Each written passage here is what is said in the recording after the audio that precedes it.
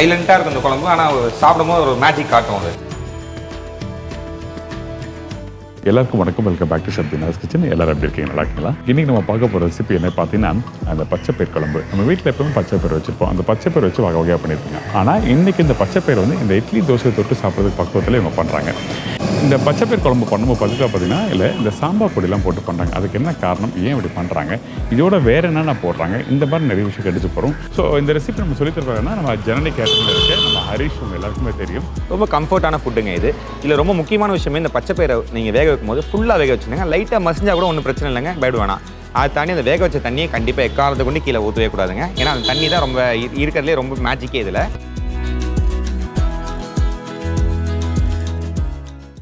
வணக்கம்.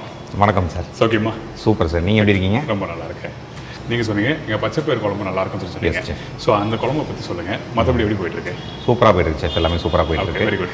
Yes sir. இந்த பச்சைப்பயிர் குழம்பு வந்து பார்த்திங்கன்னா நம்ம பொதுவாக வந்து பார்த்தீங்கன்னா இட்லி, தோசை, சாப்பாடு எல்லாத்துக்கும் சேர்த்து சாப்பிடலாம். நம்ம ரொம்ப சூப்பராக இருக்கும். ரொம்ப சிம்பிளான ப்ராசஸ். சரி, அப்போ பேசிட்டே பண்ணலாம். Yes sir. அப்போ தேவையான பொருட்கள். தேவையான பச்சைப்பயிர் குழம்புக்கு தேவையான பொருட்கள் பார்க்கலாம் வாங்க. சின்ன வெங்காயம் 300 கிராம், தக்காளி 150 கிராம், பச்சை பயிறு 1 கிலோ, கோல்டு வினர் சன்ஃப்ளவர் ஆயில் 100 ml, நெய் 100 ml, கருவேப்பிலை தேவையான அளவு, பச்சை மிளகா 6 பச்சை மிளகா 2ஆக பிளந்து வச்சுருக்கேன். காஞ்ச மிளகா வந்து பார்த்திங்கன்னா ஒரு 4 காஞ்ச மிளகா எடுத்துக்கோங்க. தென் உப்பு தேவையான அளவு, மஞ்சத்தூள் வந்து மொத்தம் 3/4 டீஸ்பூன் மஞ்சத்தூள், கடுகு வந்து 1 டீஸ்பூன், ஜீரகம் வந்து 1/2 டீஸ்பூன், பூண்டு வந்து பார்த்திங்கன்னா 3 முழு பூண்டை வச்சு இடித்து வச்சுருக்கேன்னா. தனி கொத்தமல்லி தேவையான அளவு போட்டுக்கலாம். சாம்பார் பொடி வந்து பார்த்திங்கன்னா 1.5 டேபிள் ஸ்பூன். சரி, இப்போ இந்த ரெசிபி தேவையான பொருள் சொல்லியாச்சு. ஃபர்ஸ்ட் நம்ம என்ன பண்ணுறோம்? இப்போ ஃபஸ்ட் நம்ம கடாயை பற்ற வச்சு நம்ம ஆயில் ஊற்றுறோம் செஃப். கோல்டு வினர். எஸ், கோல்டு வினர் ஆயில் ஊற்றுறோம் நம்ம. ஓகே. இதுக்கப்புறம் நம்ம கடுகு போடுறோம். ஸோ இந்த பச்சைப்பயிர் குழம்பு சொல்லும்போது முக்கியமாக நீங்கள் இந்த குக் பண்ணுற பக்கம் என்ன கவனிக்கிறது? ஃபஸ்ட்டு கவனிக்கிறது வேக்காடில் கவனிக்கிறது செஃப். வேக்காடு வந்து சாஃப்டாக இருக்கும் தவிர்த்து ரொம்ப கொலையை விட்டுறக்கூடாது பருப்பை. நிறைய பேர் என்ன கொலையை விட்டுருவாங்க. நம்ம இது சாம்பார் பருப்பு மாதிரி போட்டு கொலையை விட்டுருவாங்க. முழுமையாக கொலையக்கூடாது. முழுமையாக கொலையக்கூடாது. அந்த சாஃப்ட் பதம் சொல்லுவாங்க. நம்ம அந்த சாஃப்ட் பதம் வரையும் நம்ம க்ளோஸ் பண்ணி ஆஃப் பண்ணிடணும். இது வந்து தண்ணியை ட்ரெயின் பண்ணுறக்கூடாது. அந்த தண்ணி தான் ரொம்ப மூலதனமே. நம்ம இப்போ சாம்பாருக்குலாம் வந்து பார்த்தீங்கன்னா பருப்பு தண்ணியை நம்ம ட்ரெயின் பண்ணிட்டு வேறு தண்ணி ஊற்றுவோம்ல, இந்த தண்ணி இதுக்கு போதும் நம்மளுக்கு. சரி, ஓகே. அது தாண்டி இது வந்து நம்ம சின்ன வெங்காயம் தான் மொத்தமாக யூஸ் பண்ணுறோம். சின்ன வெங்காயம் கூட நம்ம பார்த்தீங்கன்னா கொஞ்சம் கம்மியாக தான் வதக்க போகிறோம். ஆனால் கடிச்சு சாடும்போது நல்லா, அது மென்று சாடும்போது நல்லா இருக்கும் உங்களுக்கு. ஸோ முழுமையாக வதக்கக்கூடாது இது. சரி, கடுகு போட்டுடலாம். ஓகே. கடுகு போட்டாச்சு. கடுகு, அத்தல் சீரகமா? ஆமாம். ஆல் டைம், அதாவது ஒரு நாளைக்கு பார்த்தீங்கன்னா பிரேக்ஃபாஸ்ட், லஞ்ச், டின்னர் எல்லாத்தையும் நீங்கள் யூஸ் பண்ணிக்கலாம். ஆமாம்.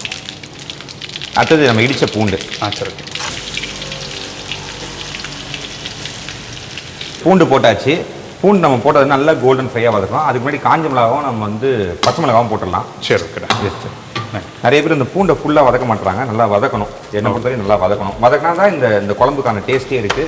அந்த வாசம் இருக்குது, அந்த ஆரோக்கியமும் இருக்குது.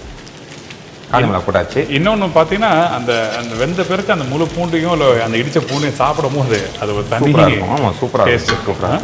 பச்சை மிளகா வந்து பார்த்தீங்கன்னா ஒரு 6 பச்சை மிளகா நம்ம போட்டு வச்சுருக்கோம். காரத்துக்கு ஏற்ற மாதிரி ஒருத்தவங்களுக்கு இந்த மாதிரி குழம்புலாம் செட்டில்டான காரம் சாப்பிட்டா தான் நல்லாயிருக்கும். ரைட். எப்படி தயிர் சாதம், சாம்பார் சாதம் மாதிரி ஒரு பச்சைப்பயிர் குழம்புன்னா கம்ஃபர்ட் ஃபுட். எல்லாத்துக்கும் சாப்பிடலாம். எல்லாத்துக்கும் சாப்பிடலாம். எல்லாத்துக்குமே நல்ல கோல்டன் ஆயிடுச்சு. அது தெரியும் உங்களுக்கு. இப்போ வந்து நம்ம வந்து வெங்காயத்தை போட்டுக்கலாம். சரி, வெங்காயத்தை போட்டாச்சு. கருவேப்பிலையும் போட்டுடலாம் சார். ஓகே. போடுங்க. சரி, இப்போ வெங்காயம் பார்த்தீங்கன்னா 20% நம்ம வதங்கிச்சு நான் சொன்ன மாதிரி. இதுக்கு மேலே வதக்கூடாது. வதக்கினா என்ன ஆகும்னா மையாகி நம்ம கிரேவியாக சேர்ந்துடும். அப்படி இருக்கக்கூடாது. நம்ம ஃபஸ்ட்டே சொன்ன மாதிரி நல்லா கடிச்சு சாப்பிடணும். இதுக்கு நம்ம 20% வதக்கிட்டோம். அப்புறம் வேக்காடு நம்ம கொடுக்கும்போது அதில் வெந்தால் கரெக்டாக இருக்கும் உங்களுக்கு. கரெக்டாக இருக்கும். சரி, சரி. இதுக்கப்புறம் நம்ம தக்காளி போட்டுருவோம். தக்காளி, ஓகே. போடலாமா? இது தாண்டி இந்த குழம்பு வந்து பார்த்தீங்கன்னா ஒரு ஆல்ரவுண்டர் மாதிரி. ஆல்ரவுண்டர்னா யார், தோனி மாதிரி எடுத்துக்கலாமா? ஆல்ரவுண்டர்னா எல்லா சாப்பாட்டுக்கும் சூட்டபிளான ஒரு சாப்பாடு. அது ஏன் டோனின்னு சொன்னா சைலண்டா இருக்கும் இந்த குழம்பு. ஆனால் சாப்பிடும்போது ஒரு மேஜிக் காட்டும் அது. All time favourite. சரி. இதுக்கப்புறம் நம்ம தக்காளி கொஞ்சம் ஒரு 1 மினிட் வேக வச்சிருவோம் செஃப். வேக வச்சதுக்கப்புறம் நம்ம வந்து அடுத்து பார்த்தீங்கன்னா மஞ்சத்தூள், நம்ம சாம்பார் பொடி, ஸ்பெஷல் ஆர்ட் சாம்பார் பொடி, உப்பு போட்டுடலாம். உப்பு போட்டதுக்கப்புறம் தண்ணி ஊற்றிடலாம். அந்த பச்சை பயிரோடு நம்ம வச்சுக்கோங்க. வேக வச்சுக்கோங்க. அப்படியே கரெக்டாக ஊற்றிடலாம். மஞ்சத்தூள் நம்ம போட்டுருவோம் செஃப். நம்ம ஏற்கனவே 1/2 டீஸ்பூன் அங்கே போட்டுக்கோங்க. S chef. 3/4 டீஸ்பூன் மொத்தமே தான் உங்களுக்கு. சரி, ஓகே. அடுத்து வந்து சாம்பார் பொடி உங்களுக்கு.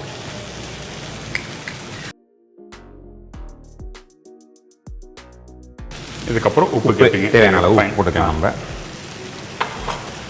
இப்போ லைட்டாக வதக்கிடலாம் செஃப் நம்ம. ஓகே. வதக்கிட்டு அப்படியே நம்ம அந்த பச்சை பயிரோட இருக்கு பார்த்தீங்களா செஃப், அப்படியே அதை ஊற்றிடலாம் நம்ம. ஓகே.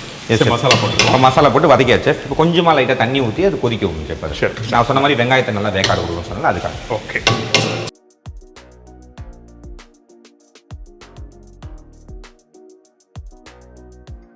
போதுமா? போதும் செஃப் போதும். இப்போ 2 நிமிஷம் கொதிக்கணும். கொதி வரட்டும் செஃப். ஏன்னா நம்ம இது நல்லா கொதிக்க விட்டுக்கலாம். பச்சை பயிர் போட்டதுக்கப்புறம் கண்டிப்பாக ஒரு கொதியோ இல்லை 2 கொதி தான், அதுக்கு மேலே கொதிக்க விடக்கூடாது. சரி, ஓகே. நல்லா கொதிட்டு பார்க்கலாம். நம்ம ஷெஃப் தீனாஸ் கிச்சனில் வாட்ஸ்அப் நம்பர் கொடுத்துருக்கோம். அது நிறைய பேர் ஏகப்பட்ட பேர் டெக்ஸ்ட் அனுப்பிச்சிட்டு இருக்கீங்க. அதை நாங்கள் செக்ரிகேட் பண்ணி அடுத்த மாதத்துலேருந்து ஆரம்பிக்கிறோம். ஸோ கூடிய சீக்கிரம் உங்களுக்கு தேடி வரும். ஸோ அதே மாதிரி உங்கள் ஊர் சைடில் வேறு எதனா ரெசிபிகள் எதுனா ப்ளீஸ் ஷேர் பண்ணி கண்டிப்பாக தேடி வருவோம் 100%. இப்போ தண்ணி ஊற்றி நல்லா கொதிச்சிட்டு இருக்கு. கொதி வந்துருச்சு செஃப் நம்மளுக்கு. இதுக்கு பிறகு இதுக்கப்புறம் நம்ம வந்து பச்சை பயிர் நம்ம வெந்து வச்சுக்கணும் செஃப். அந்த பச்சை பயிரை அப்படியே ஊற்றிடலாம். அது காட்டுங்களே. இதோ பாருங்க செஃப். ஓகே. நல்லா வெங்காயம் பூண்டு எல்லாமே தெரியுது பாருங்க நல்லா.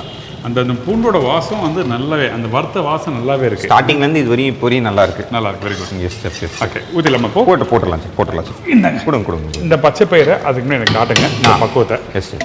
பார்த்தீங்கன்னா இது பாருங்க, தண்ணி கொஞ்சம் தான் இருக்குது பாருங்க. பாருங்க அப்படியே அழுத்துனா அப்படியே இதாகிடுவாங்க. வேகிற பக்குவம். ஆமாம் சார், அவ்வளோதான். சாஃப்டாக இருக்கணும், ரொம்ப சாஃப்டாக இருக்கணும். அப்போ தான் சாப்பிடும்போது நல்லாயிருக்கும். சரி, கப் ஊற்றிடலாமா? ஊற்றிடலாம். நான் ஊற்றுறேன். ஓ, உங்களை நிறைய வேலை வாங்குற காலத்தில் அப்புறம் அதுக்கு கமெண்ட்ஸை திட்டுவாங்க என்ன. சரி, இப்போ பருப்பு நம்ம ஊற்றியாச்சு. கொஞ்சம் லைட்டாக கலந்து விட்டுட்டு பார்த்தீங்கன்னா எஸ் ஒரு கொடி இல்லைனா அதிகபட்சம் சப்போஸ் பருப்புன்னு முக்கா வச்சானா 2வது கொதி, அவ்வளோதான் போதும். இப்போ இந்த இடத்துல இந்த பச்சை பயிர் குழம்பு உங்களை பொறுத்த வரைக்கும் வந்து நம்ம சாம்பார் மாதிரி கொஞ்சம் தின்னாக, சில பேர் தின்னாக வைப்பாங்க, திக்காக வைப்பாங்க. ஸோ அந்த மாதிரி வந்து இந்த பச்சை குழம்பு கொஞ்சம் கெட்டியாக இருக்கணுமோ இல்லை கொஞ்சம் ஒரு மீடியமாக செம்மியான பக்குவத்தில் இருந்தால் சூப்பர் செஃப். நம்மளுக்கு எல்லாத்துக்கும் உங்களுக்கு ஆப்ட் ஆகல. ரைஸுக்கும் ஆப்ட் ஆகும், இட்லிக்கு ஆப்ட் ஆகும். திக்காக வச்சா இட்லிக்கு ஆப்ட் ஆகாதில்ல உங்களுக்கு. அதனால செம்மியாக இருக்கிறது நல்ல விஷயம். சரி, ஓகே. வேகட்டும், அதுக்கப்புறம் பார்க்கலாம். கொஞ்சம் பேர் கடைசியாக ஃபைனலாக என்ன தரப்பீங்க? இட்லி இருக்குது, சப்பாத்தி இருக்குது, சாப்பாடு இருக்குது, 3 இருக்குது. உங்களுக்கு என்ன வேணும் சொல்லுங்கள். எனக்கு இட்லி. இட்லி அதான். சரி, ஓகே. இட்லியோட கொடுங்க. ஓகே, கண்டிப்பாக.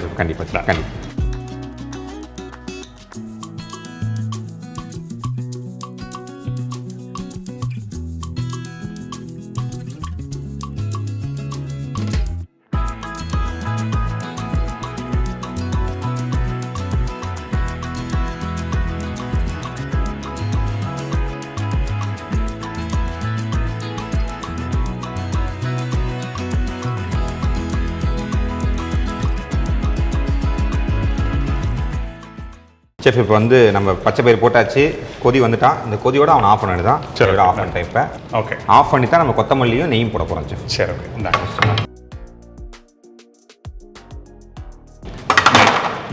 நெய் போட்டுருச்சு.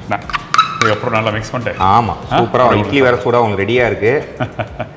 இட்லி சப்பாத்தி சாப்பாடு கேட்டேன். ஆப்ஷனில் ஆப்ஷன் நீங்கள் சூஸ் பண்ணியிருக்கீங்க. இட்லி தான். இட்லி தட்டில் ரெடியாக வச்சுருக்கேன். ரெடியாக வச்சிருக்கு. பார்த்தீங்கன்னா இந்த கன்சிஸ்டன்சி உங்ககிட்ட காட்டல பாருங்க. செமியாக இருக்குது பாருங்க, ரொம்ப திக்காக இல்லை, செமியாக இருக்குது. அந்த பச்சை பயிர் எல்லாம் முழுசாகவே இருக்கு. Yes chef.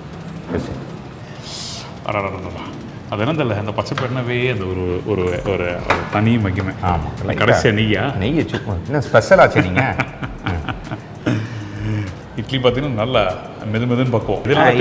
இளநீர் ஊற்றிருக்கோம். இளநீர் நைஸ். அந்த பச்சை பயிரோட அந்த வாசம், அந்த நெய் போட்ட பிறகு அந்த வாசம் கம்ம நல்லா தூக்கி கொடுக்குது.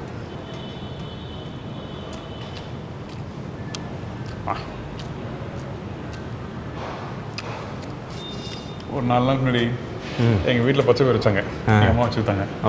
அந்த டேஸ்ட், அந்த பக்கம் எனக்கு தெரியுது. Really thank you.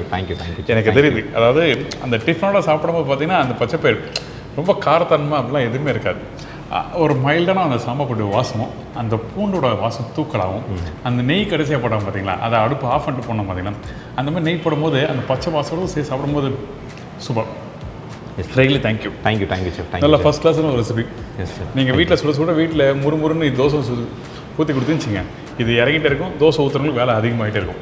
ட்ரை பண்ணி பார்த்து சொல்லுங்கள் ஃபீட்பேக். கண்டிப்பாக. ரொம்ப நன்றி. Thank you chef. இந்த பச்சை பயிர் குழம்பை நீங்கள் கண்டிப்பாக வீட்டில் ட்ரை பண்ணிட்டு எப்படி இருக்குன்னு சொல்லுங்கள். இது போத் எல்லாத்துக்குமே வந்து இதை நான் ஃபஸ்ட்டு சொன்ன மாதிரி தான் ஆல்ரவுண்டர். இது எந்த பால் அடித்தாலும் 6 அடிப்பான். அந்த மாதிரி ஒரு குழம்பு வச்சு கொடுத்துருக்கேன். நீங்கள் எப்படி இருக்குன்னு பார்த்து கமெண்ட் செக்ஷனில் சொல்லுங்கள். என்னோட பேர் MS ஹரிஷ். என் கம்பெனி பேர் ஸ்ரீ ஜனனி கேட்டரிங் சர்வீஸ்.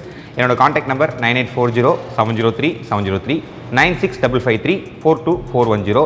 உங்கள் வீட்டு விசேஷத்துக்காகட்டும், இல்லைனா கார்ப்பரேட் கம்பெனிஸ்க்காகட்டும், உங்கள் ஆஃபீஸ்க்காகட்டும் என்ன கேளுங்க, சூப்பராக அட்டகாசமான மெனுவில் உங்கள் டயட் பேலன்ஸ்க்கு ஏற்ற மாதிரி, ஏன்னா கார்ப்பரேட் சொல்லும்போது டயட் பேலன்ஸ் ரொம்ப முக்கியம், நியூட்ரிஷனல் வேல்யூ ரொம்ப முக்கியம், அதுக்கேற்ற மாதிரி ஒரு மெனு கிரியேட் பண்ணி ஆரோக்கியமான சாப்பாடு கொடுக்குறோம். நன்றி.